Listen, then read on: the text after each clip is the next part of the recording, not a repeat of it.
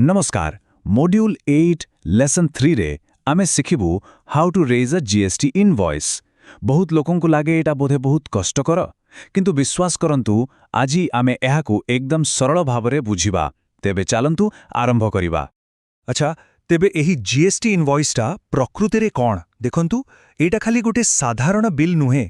GST invoice हेउछि गोटे tax proof document. माने एहा होउछि सेही प्रमाणपत्र जहाँ देखाए जे विक्रेता क्रेतांक ठारू जीएसटी नहीं सरकारंक पाखरे जमा करिसंती। हेले प्रश्न उठुची, कौन सबुबेले एहाकु तयारी करिबा दरकार? क्यों क्यों परिस्थिति रे एहाकु तयारी करिबाटा एकदम बाध्यतामूलक? चालंतु जानिबा। देखंतु मुख्यतः तीनिटा जगारे एहा एकदम जरूरी। प्रथम कथा हैला जदि विक्रेता जीएसटी रेजिस्टर्ड अछंती। द्वितीय जदि सेमाने जेउ जिनिस बा सेवा बिकुछंती ता उपरे टैक्स लागुछि। और तृतीय कथा जदि सेमाने कोनोसी ऑनलाइन मार्केटप्लेस रे बिक्री करूछंती। ठीक अछि, तेबे चालंतु एबे गोटे इनवॉइस रो भीतर को जिबा आउ देखिबा सेथिरे कोन कोन रहिबा दरकार। एटा बुझिबा बहुत ही गुरुत्वपूर्ण, कारण गोटे छोटिया भूल भी आगो को जाई बड़ समस्या करि पारे। देखंतु गोटे सठिक इनवॉइस रे केते गुडे जिंस थिबा निहाती दरकार। प्रथमे तो विक्रेता आउ क्रेतांक विषय रे तांको ना ठिकणा आउ सबुठु जरूरी तांकर जीएसटीआईएन। तापरे आसिला इनवॉइस निजे तार गोटे यूनिक नंबर आउ तार तारीख आउ तापरे जिनिस विषय रे जिनिसर ना तार एचएसएन कोड केते परिमाण रे अछि आउ तार मूल्य। शेषरे आसिला टैक्स रो हिसाब, जीएसटी केते प्रतिशत लागिछि आउ तार ब्रेकअप माने सीजीएसटी एसजीएसटी किंबा आईजीएसटी केते केते आउ सभा शेषरे सबु मिसेकी टोटल मूल्य। आउ एई सबु भितरे मने रखंतु सबुठारु गुरुत्वपूर्ण हेउछि विक्रेतार जीएसटीआईएन। हाँ, से goods and services tax identification number. एई 15 अंकिया नंबरटा जदि नहीं ताले से इनवॉइस कोनोसी कामार नुए, सीधा इनवैलिड। जीएसटीएन परे जहाँ सबुठु जरूरी सेटा हैला एचएसएन कोड, कारण एही कोड ही सरकारन को कहे जे आपण क्यों प्रकारर जिनिस बिकुछंती आउ ता उपरे केते टैक्स लागिबो। आउ ठीक सेमिति जीएसटी रो ब्रेकअप देबा भी बहुत जरूरी। माने सीजीएसटी केते, एसजीएसटी केते किंबा आईजीएसटी केते लागिछि सेटा पूरा स्पष्ट भावे लेखावा दरकार। तेबे मोटामोटी मने रखंतु जीएसटीआईएन, एचएसएन आउ टैक्स ब्रेकअप ए तीनिटा एकदम मैंडेटरी। इनवॉइस मुख्यतः दुई प्रकारर होइथाय, बी2बी आउ बी2सी। एहार फरकटा बहुत सरल।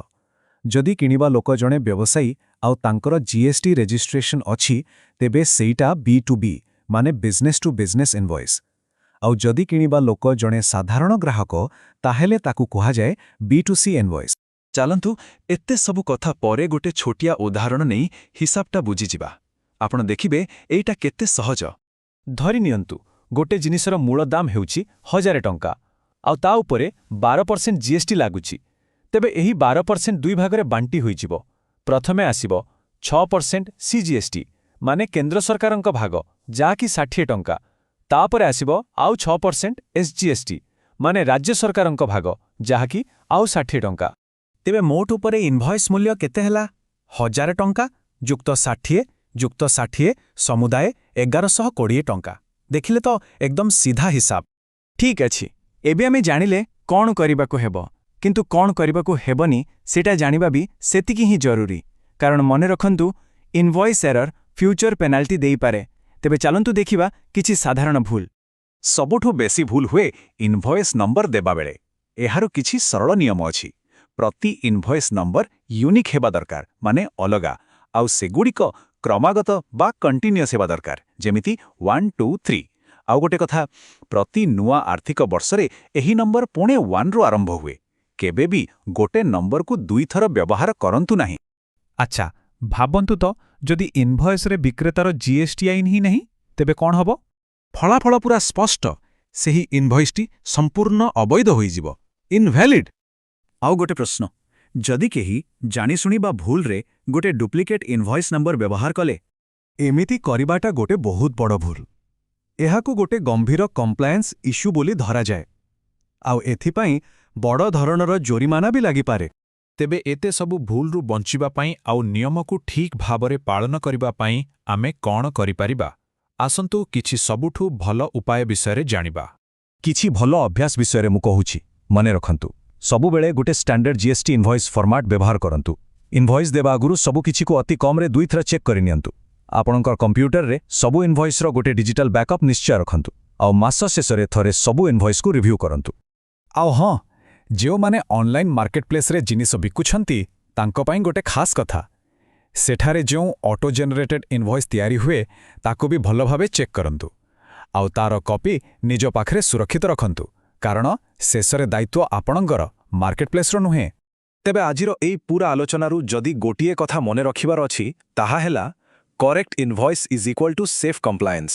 ଗୋଟେ ସଠିକ୍ ଇନଭଏସ୍ ହିଁ ଆପଣଙ୍କ ବ୍ୟବସାୟକୁ ସୁରକ୍ଷିତ ରଖିପାରିବ। ଆଶା କରୁଛି ଆଜିର ଏହି ଆଲୋଚନା ଆପଣଙ୍କ ପାଇଁ ଲାଭଦାୟକ ହୋଇଥିବ। ଆମର ପରବର୍ତ୍ତୀ ଲେସନରେ ଆମେ ଇ-କମର୍ସ ସେଲର୍ସମାନଙ୍କ ପାଇଁ ଜିଏସ୍ଟି ବିଷୟରେ ଆହୁରି ଗଭୀର ଭାବେ ଶିଖିବୁ।